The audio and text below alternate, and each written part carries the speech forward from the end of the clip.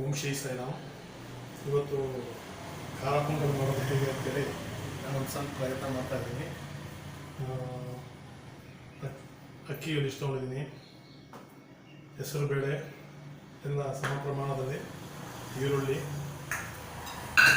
ಕೊತ್ತಂಬರಿ ಸೊಪ್ಪು, ಕ್ಯಾರೆಟು, ಸ್ವಲ್ಪ ಹಸಿಮೆಣಸಿನಕಾಯಿ, ಶುಂಠಿ ಮತ್ತು ಬೆಳ್ಳುಳ್ಳಿ ಇಷ್ಟು ತಗೊಂಡು ಮೊದಲು ಅಕ್ಕಿ ಮತ್ತು ಹೆಸರುಬೇಳೆಯನ್ನು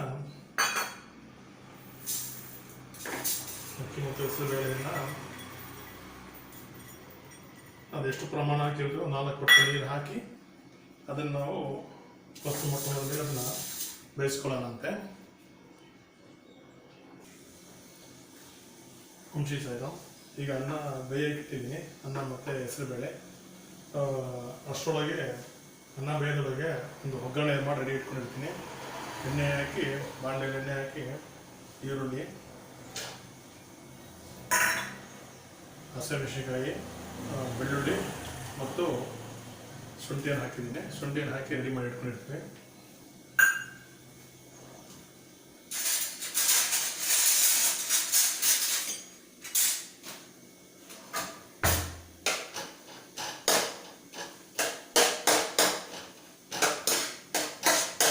ರೆಡಿ ಮಾಡಿ ಇಟ್ಕೊಂಡು ಕೊನೆಗೆ ಕ್ಯಾರೆಟು ಮತ್ತು ಕೊತ್ತಂಬರಿ ಸೊಪ್ಪನ್ನು ಕೊನೆಗೆ ಮಿಶ್ರಣ ಮಾಡೋಣಂತೆ. ಕೊನೆಗೆ ಸ್ವಲ್ಪ ತುಪ್ಪವನ್ನು ಹಾಕ್ಕೊಂಡ್ರೆ ಆಗುತ್ತೆ.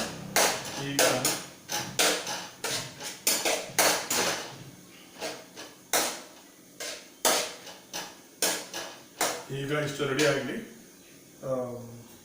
ಕೊನೆಗೆ ಅದು ಮಿಶ್ರಣ ಮಾಡೋದು ಮತ್ತೆ ನಾವು ಮುಂದುವರ್ಸೋಣ.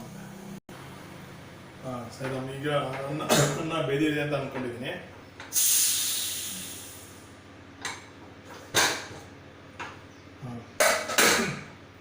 ಅನ್ನ ಬೆಂದಿದೆ, ಈಗ ಇಷ್ಟ ಆಗಿದೆ.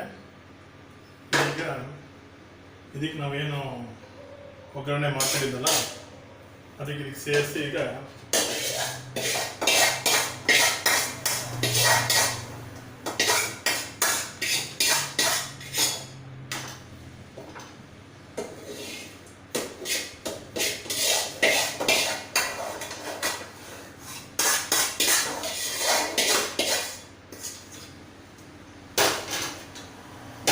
ಸ್ವಲ್ಪ ಮಿಕ್ಸ್ ಮಾಡಬೇಕಾದ್ರೆ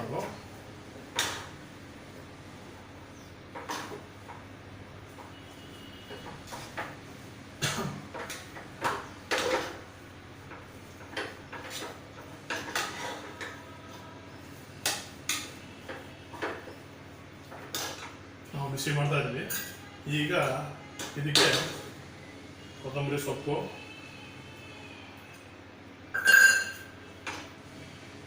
ಕ್ಯಾರೆಟು,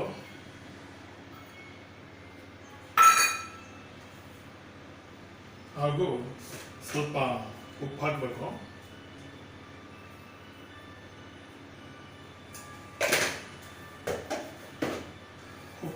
ಉಪ್ಪು ಹಾಕಿ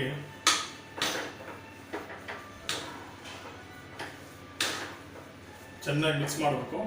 ಮಿಕ್ಸ್ ಆದ್ಮೇಲೆ ಸ್ವಲ್ಪ ಬಿಸಿ ಮಾಡಿ ಆಮೇಲೆ ಸಿದ್ಧ ಆಗುತ್ತೆ. ಇದಕ್ಕೆ ನೆಂಚ್ಕೊಳ್ಳೋಕ್ಕೆ ನಾವು ಟೊಮೊಟೊ ಬಜ್ಜಿನೋ ಅಥವಾ ಸೌತೆಕಾಯಿ ಸಾಲೆಡ್ ಮಾಡ್ಬೋದು. ಇಲ್ಲ ಅಂದರೆ ಪುದೀನ ಚಟ್ನಿ ಮಾಡೋದು ಇದಕ್ಕೆ ಕಾಂಬಿನೇಷನ್ ತುಂಬ ಚೆನ್ನಾಗಿರುತ್ತೆ. ಇದೆಲ್ಲ ಇನ್ನು ಸ್ವಲ್ಪ ಬಿಸಿ ಆದಮೇಲೆ ಭಗವಂತನಿಗೆ ನೈವೇದ್ಯ ಮಾಡಿ ಆಮೇಲೆ ಈ ಒಂದು ವಿಶೇಷವಾಗಿರುವಂಥ ಒಂದು ಪೊಂಗಲ್ ಅನ್ಬೋದು, ಕಿಚಡಿ ಅನ್ಬೋದು, ಇದನ್ನು ನಾವು ಸೇವೆ ಮಾಡ್ಬೋದು. ಗೋಡ್ ಸರ್, ಈಗ ಎಲ್ಲ ರೆಡಿಯಾಗಿದೆ.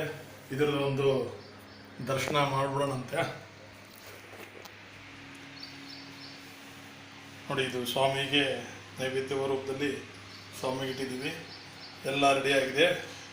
ಸ್ವಾಮಿಯ ಪ್ರಸಾದ ನಂತರ ಈಗ ಈ ಒಂದು ಪುಷ್ಟವಾದ ಭೋಜನವನ್ನು ತಿಂಡಿಯನ್ನು ನಾವು ಸವಿಸುತ್ತಿದ್ದೇವೆ. ಜೈ ಸಾಯಿರಾಮ್.